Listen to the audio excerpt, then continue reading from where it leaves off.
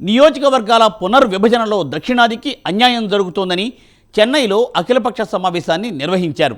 ఈ సమావేశానికి తెలంగాణ నుండి కాంగ్రెస్, బీఆర్ఎస్ పార్టీలు హాజరయ్యాయి. కానీ జగన్ మాత్రం అంత ధైర్యం చేయలేకపోయారు. స్టాలిన్తో జగన్కు మంచి సంబంధాలే ఉన్నా ఆయన ఎందుకు దూరంగా ఉన్నారు?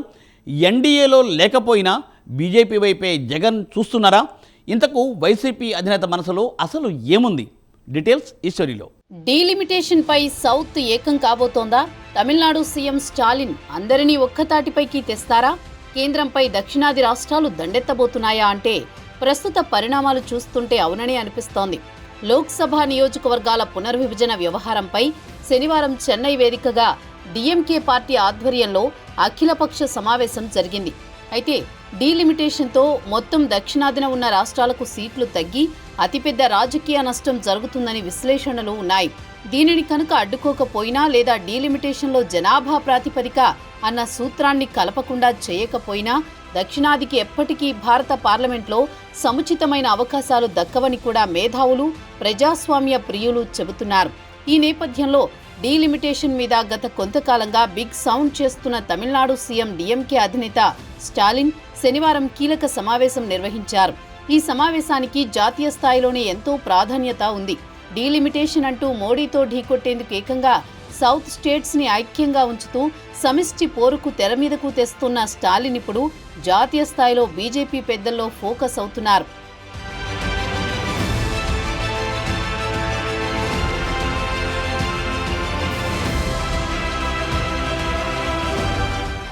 ఇదిలా ఉంటే డీలిమిటేషన్ వల్ల సౌత్ స్టేట్స్ కి జరిగే అన్యాయం మీద అందరితో చర్చించడమే కాకుండా ఏ రకమైన రాజకీయ పోరాటాన్ని కలిసికట్టుగా చేయాలి, కేంద్రాన్ని ఈ విషయంలో ఏ విధంగా దారికి తేవాలి అన్నది ప్రధాన అజెండాగా చెన్నైలో జరిగిన ఈ కీలక భేటీకి చాలా మంది నేతలు హాజరయ్యారు. ఈ భేటీకి సౌత్ నుంచి 20కి పైగా పార్టీల నేతలు, పలువురు సీఎంలు హాజరయ్యారు. దక్షిణాది రాష్ట్రాల నుంచి మొత్తం 24 మంది నేతలు మీటింగ్కు హాజరైనట్లు డీఎంకే తెలిపింది. ఇక చూస్తే తెలంగాణ నుంచి కాంగ్రెస్ ముఖ్యమంత్రి రేవంత్ రెడ్డి హాజరవుతున్నారు.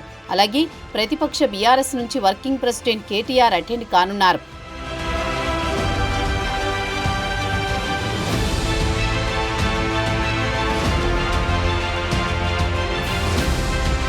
ఇకపోతే పార్టీ ఆవిర్భావ దినోత్సవం రోజున డీఎంకే నేతలు వచ్చి కలుస్తానంటే జగన్ అంగీకరించారు. వారు పసుపు కండువా కప్పుతానంటే అంగీకరించారు. కండువా కప్పించుకుని స్టాలిన్ పంపించిన ఉత్తరం తీసుకున్నారు. అయితే దానికి సమాధానం చెప్పలేదు. స్టాలిన్ నేతృత్వంలో జరిగే సమావేశానికి సైలెంట్గా తప్పుకున్నారు. కాగా బీఆర్ఎస్ నిర్ణయంతో జగన్ పై ఒత్తిడి పెరగడం ఖాయంగా కనిపిస్తోంది. గతంలో ఢిల్లీలో జగన్ ధర్నా చేసినప్పుడు ఈయనకు మద్దతుగా ఇండియా కూటమి పార్టీలు అన్నీ వచ్చాయి.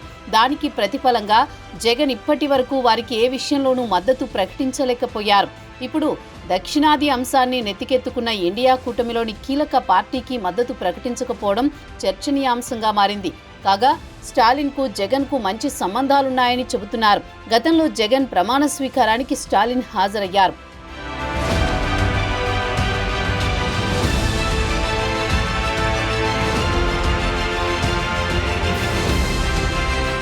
ఎన్డీఏలో లేకపోయినా బీజేపీ వైపే జగన్ ఉన్నట్టు తెలుస్తోంది. బహిరంగంగా బీజేపీతో కలిసేందుకు వైసీపీకి అవకాశం లేదు కాబట్టి ఇంటర్నల్గా కమలం పార్టీకి ఆయన సపోర్ట్ చేస్తున్నారనే ప్రచారం జరుగుతోంది. ఈ క్రమంలో దక్షిణాదికి అన్యాయం జరుగుతుందా లేదా అన్న అభిప్రాయాన్ని చెప్పడానికి జగన్ ఇష్టపడట్లేదని అభిప్రాయం వ్యక్తమవుతోంది.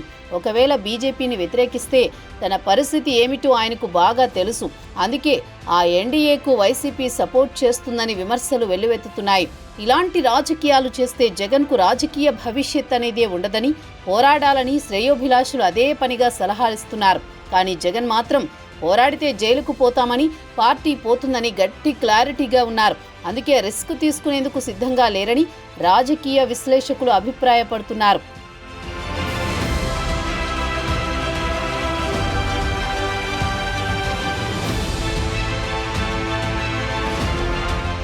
రాజకీయాల్లో ఆప్తమిత్ర పార్టీగా ఉన్న బీఆర్ఎస్ పార్టీ కూడా ఈ సమావేశంలో పాల్గొనేందుకు నిర్ణయించింది. పార్టీ తరపున కేటీఆర్ కూడా హాజరయ్యారు. కానీ జగన్ మాత్రం అంత ధైర్యం చేయలేకపోయారు. స్టాలిన్తో జగన్కు మంచి సంబంధాలు ఉన్నా రాజకీయంగా ఆయన పెడచెవిన పెట్టారు. సో ఫైనల్ గా బీజేపీ వైపే జగన్ ఉన్నట్లు తెలుస్తోంది. ఈ క్రమంలోనే చెన్నైలో జరిగిన అఖిలపక్ష సమావేశంలో డీలిమిటేషన్ పై ఆయా పార్టీల నేతలు నిర్ణయాలు చర్చనీయాంశంగా మారాయి. కేంద్రంపై పోరాటం చేసేందుకు దక్షిణాది రాష్ట్రాలు సిద్ధమయ్యాయి. సో చూడాల్సిన రాజకీయం చాలానే ఉంది అన్నమాట.